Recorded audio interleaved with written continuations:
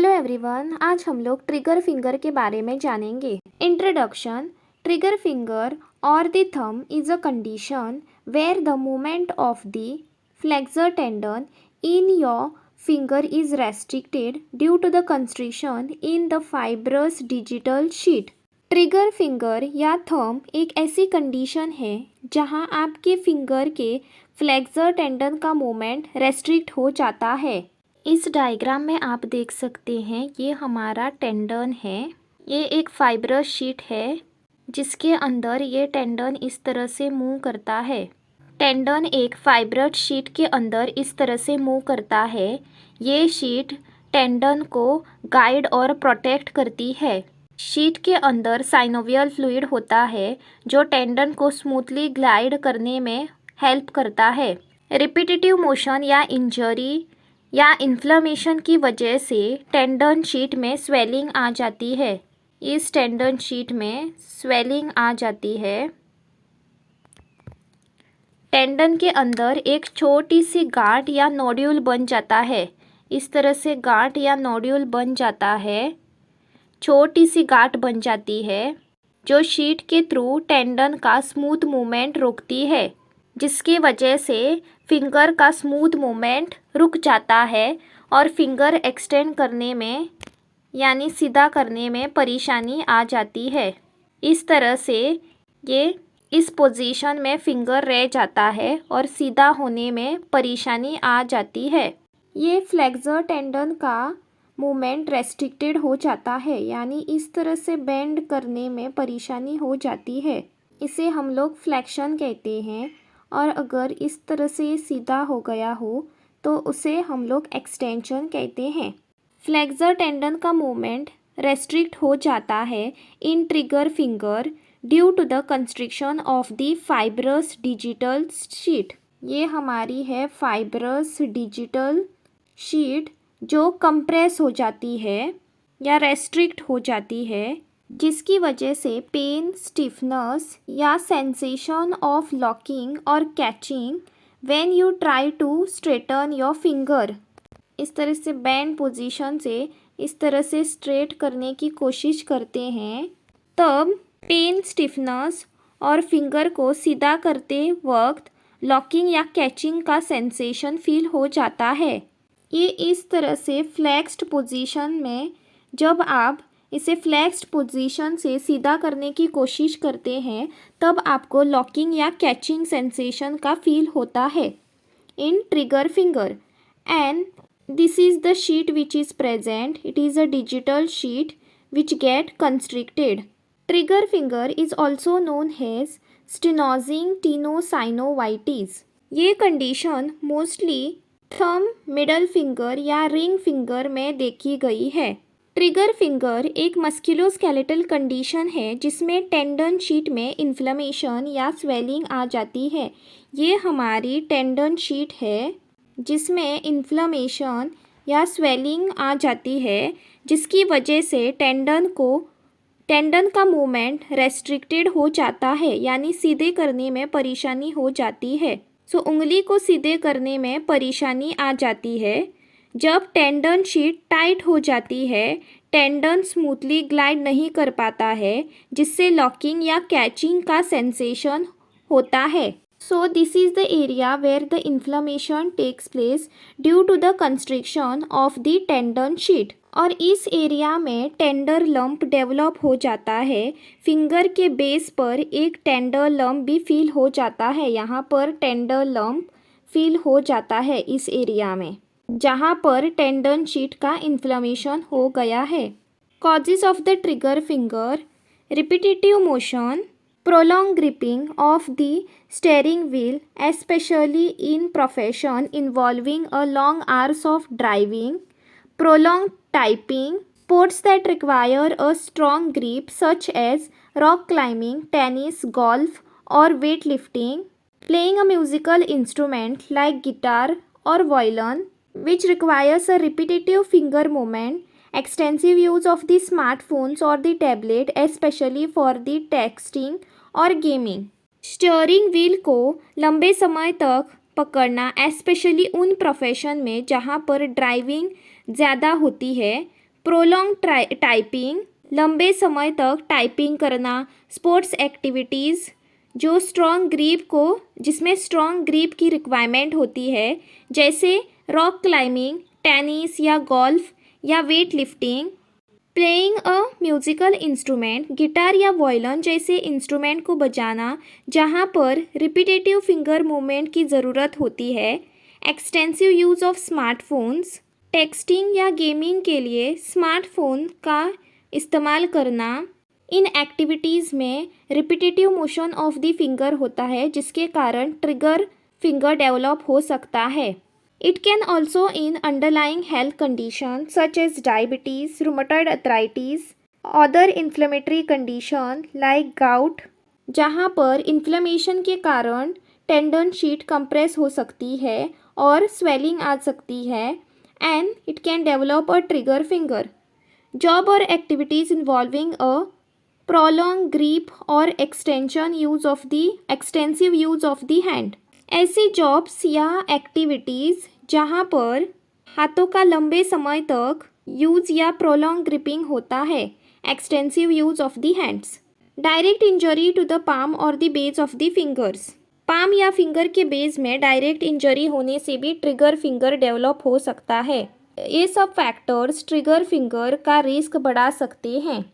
Trigger finger in सभी लोगों में ज़्यादा देखा गया है जहाँ पर रिपीटेटिव मोशन होता है या if suppose there is any underlying health condition is present such as diabetes, rheumatoid arthritis और inflammatory condition like gout.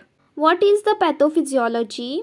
Repetitive motion injury और अंडरलाइंग कंडीशन, बार बार एक जैसे मूवमेंट इंजरी या हेल्थ कंडीशन जैसे डायबिटीज़, रूमेटॉइड आर्थराइटिस की वजह से शुरू हो सकता है। Next there will be inflammation. So ये सब चीज़ें टेंडन शीट में इन्फ्लेमेशन कॉज करती है, and there is a thickening of the tendon sheath. Inflammation की वजह से टेंडन शीट थिक हो जाती है और वहाँ पर नोड्यूल्स फॉर्मेशन हो जाते हैं ऑन द टेंडन। टेंडन पर एक नोड्यूल्स यानी छोटी सी गांठ बन जाती है, and there is a narrowing which means stenosis of the tendon sheath. This leads to impairment in the tendon movement through the sheath. Tendon sheath में नैरोइंग होने से टेंडन का मूवमेंट मुश्किल हो जाता है, and further it leads into locking of the finger. इस वजह से फिंगर लॉक होने लगती है। Sudden snapping movement with forceful extension, finger को सीधा करने से एक सडन स्नैपिंग मोशन हो जाती है जिससे झटका लगता है। क्रॉनिक इन्फ्लेमेशन एंड फाइब्रोसिस, अगर ये कंडीशन लंबी समय तक चलती रही तो क्रॉनिक इन्फ्लेमेशन और फाइब्रोसिस यानी स्कारिंग हो सकता है, and there is a permanent restriction of the motion. बार बार एक जैसे मूवमेंट यानी रिपीटिव मोशन के कारण या फिर डायबिटीज़, रूमेटॉइड आर्थराइटिस इन कंडीशन के कारण टेंडन शीट में इन्फ्लेमेशन आ सकती है इस तरह से, and it can further lead into thickening of the tendon sheath. Inflammation की वजह से टेंडन शीट थिक हो जाती है, and there is a nodule formation. So here in this diagram you can see here there is a nodule formation and there is also narrowing of the sheet. The tendon sheet narrow हो जाती है जिसकी वजह से tendon का movement restrict हो जाता है। ये जो टेंडन शीट है ये नैरो हो जाती है यानी छोटी हो जाती है, जिसकी वजह से there is a restriction in the movement of the finger. Tendon sheath में नैरोइंग होने से टेंडन का मूवमेंट मुश्किल हो जाती है, and there is also locking of the finger. इस वजह से फिंगर लॉक होने लगती है, and there is a difficulty while extending the finger. So इस तरह से उंगली को सीधा करने में परेशानी हो जाती है। Next clinical features. Early symptoms, pen at the base of the affected finger, affected finger के बेस में दर्द होने लगता है, इस एरिया में दर्द होने लगता है। Pain is especially noticeable when trying to extend the finger passively, जब आप फिंगर को इस तरह से सीधे करने की कोशिश करते हैं तब आपको पेन महसूस होता है। From this position when you are trying to straighten the finger there is a pain. Progression, as the condition worsen the fibrous sheet thickens causing the tendon to swell proximal to the sheath. So वहाँ पर swelling आ जाती है and this swelling prevents the tendon from smoothly entering the sheath when trying to straighten your finger from the flexed position. Swelling की वजह से tendon smoothly sheath में enter नहीं कर पाता है और आप फिंगर को फ्लेक्स्ड पोजीशन से सीधा करने की कोशिश करते हैं तब आपको डिफ़िकल्टी आ जाती है। See from this position when you are trying to straighten like this your finger there is a difficulty. Locking phenomena, the swelling segments of the tendon get stuck which leading to the locking of the finger. So locking can sometimes be overcome with a strong efforts resulting in sudden snap similar to the trigger of the pistol. Alternatively, you might need to use the other hand to passively extend the locked finger. Tendon का swollen segment अटक जाता है जिससे finger lock हो जाता है। इस position में the finger will be locked. कभी कभी दूसरे हाथ से लॉक्ड फिंगर को पैसिवली एक्सटेंड करना पड़ता है। सो दूसरे हाथ का फिंगर यूज़ करके आप इस तरह से फिंगर को एक्सटेंड करने की कोशिश कर सकते हैं, तब जाकर ये लॉक्ड पोजीशन से इस तरह से स्ट्रेटन हो जाएगा। इसमें एक सडन स्नैप होता है जो पिस्टल के ट्रिगर जैसे लगता है। जब आप पिस्टल का ट्रिगर इस तरह से दबाते हैं तब आपका फिंगर कैसे स्ट्रेट हो जाता है सडनली, उस तरह ये हो जाता है। ट्रीटमेंट, अर्ली स्टेज में अल्ट्रासोनिक थेरेपी, शुरुआती स्टेज में लोकल अल्ट्रासोनिक थेरेपी से राहत मिलती है। In long standing problem a local injection of hydrocortisones relieve the pain. अगर प्रॉब्लम लंबे समय तक चल रही हो तो लोकल इंजेक्शन ऑफ हाइड्रोकॉर्टिसोन्स दिए जाते हैं जिससे दर्द कम हो सकता है। इन severe cases tendon sheet splitting की जाती है। Splitting of the tight tendon sheet may be required in severe cases. कुछ केसेस में टाइट टेंडन शीट को स्प्लिट करना पड़ता है। Gentle active motion is initiated early and return to unrestricted activity usually is possible at about 3 weeks. Gentle active motion start कर दिए जाते हैं, रिटर्न टू एक्टिविटी लगभग 3 वीक में अनरेस्ट्रिक्टेड एक्टिविटीज़ रिज्यूम कर सकते हैं। सो पहले अल्ट्रासोनिक थेरेपी दी जाती है एट अर्ली स्टेज, उसके बाद लोकल इंजेक्शन ऑफ हाइड्रोकॉर्टिसोन्स दिए जाते हैं to relieve the pain and in severe cases splitting की जाती है of the tight tendon sheet.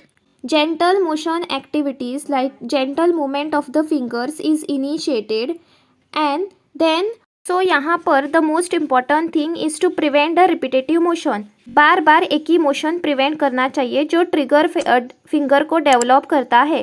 Thank you so much.